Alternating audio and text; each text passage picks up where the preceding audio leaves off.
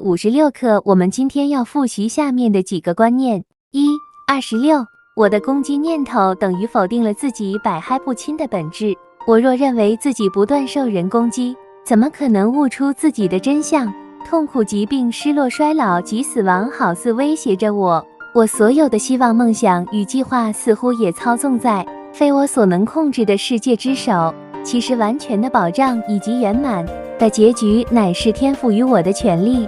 我一度想要放弃天赋的产业来换取眼前的世界，幸好上主为我护守着这份产业。我的真实念头会教我看清一切的真相。27首要之物我要看见。只要我认清了我所见的一切只是反映我所认定的自我，我就会明白自己多么需要会见我所见到的世界，显示出我所营造的自我形象的可怕本质。我若想一起自己的真相，首要之物即是放下这个自我形象。当形象一旦被真相取代，慧见必会翩然降临，由此慧眼我方能以慈悲、爱心来看待这世界及我自己。28首要之物我要以不同的眼光来看待事物。我眼前所见的世界巩固了我那可怕的自我形象，还保证它永存不替。只要世界在我眼中还是我目前所见到的样子，真相便无法进入我的意识之中。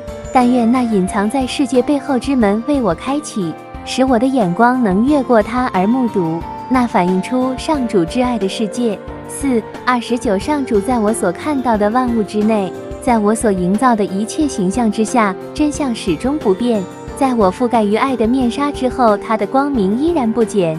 在我所有神志不清的愿望之后，我的意愿仍与天父旨意合而为一。上主永远无所不在地临于万物之内。身为上主一部分的我们，迟早会越过虚幻的表象，而认出那超越一切表象的真相。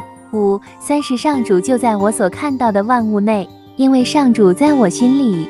在我心内所有神志不清的分裂和攻击念头之后，乃是那了知万物永远一体的真知。我虽已忘了自己是谁，这一真知却从未失落过。上主一直为我将它保存于天心内，上主从未离弃过他的圣念。